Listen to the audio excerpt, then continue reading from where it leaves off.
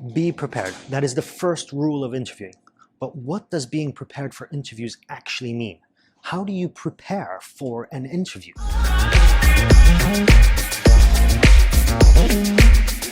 In reality, most interviewers will glance over the CV and either go in for a conversation with no particular set of questions, or will have a series of questions that they have used repetitively for all their hires.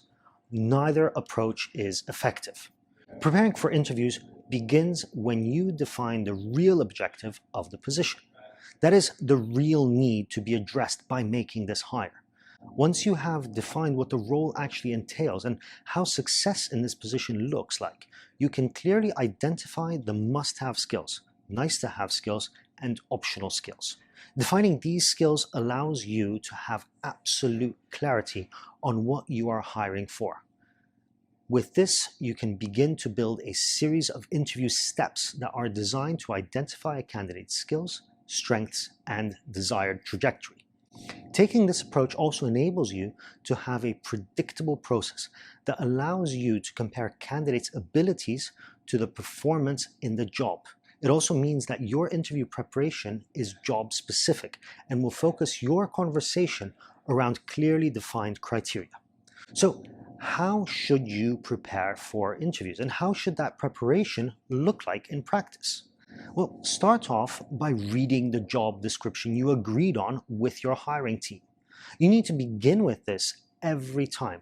This serves as a refresh of what you agreed on as a hiring team. It also tells you what you are looking for in the right hire and ensures continued alignment across the team regarding the hiring need and criteria. If you were tasked with assessing certain points on the job description, highlight those.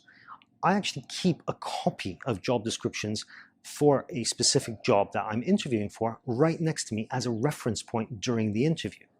Next, read the candidate's CV. Now, I know this sounds really obvious. You would, however, be surprised how often interviewers don't take the time to read the CV properly and just, well, wing it. To be clear, the CV should not serve as an interview guide. By the time you are in interview, you don't want candidates to be telling you what you already can find out from the CV. The CV is there to help you decide you want to speak to the candidate. Once you are in an interview, the CV has already served its purpose. Reading the CV enables you to plan the interview better and also define the pace. You don't want to be looking for points of discussion during the conversation. Prepare your agenda beforehand. Take notes, have a plan. Next, review the set of questions you intend to discuss with the candidate in the interview. As a hiring team, you agreed a job description. You identified what you need to achieve with this hire. You also agreed what role each of you needs to play in this hiring process. You should not be asking the same questions either. One person will focus on hard skills, another on soft skills, and yet another will be checking for alignment on values, for example. This should be pre-agreed by the team. Whatever you have decided is the process. You have a part to play, and your part requires you to define and ask a series of questions or discuss a series of predetermined topics. You're also required to provide context. These questions or topics need to be predefined and, to an extent, standardized across this hiring process. Only through this will you be able to have a like-for-like comparison of candidates' ability to perform in the job. This is why it is critical to review your questions and topics for discussion before the interview. Take notes, make your points of entry, plan the interview. Review the candidate's LinkedIn and other relevant online profiles like GitHub. Review the candidate's LinkedIn and other relevant online profiles like GitHub. Okay, I know this may feel like stalking, but the point of an online profile is to tell people about yourself, as well as showcase what is important to you and your skills.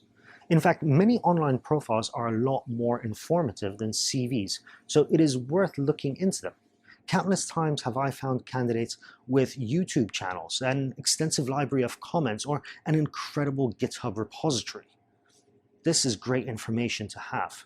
Make sure to look at what candidates are posting and commenting, as this may be a way into your questions, as well as an opportunity to discuss things that are important to them.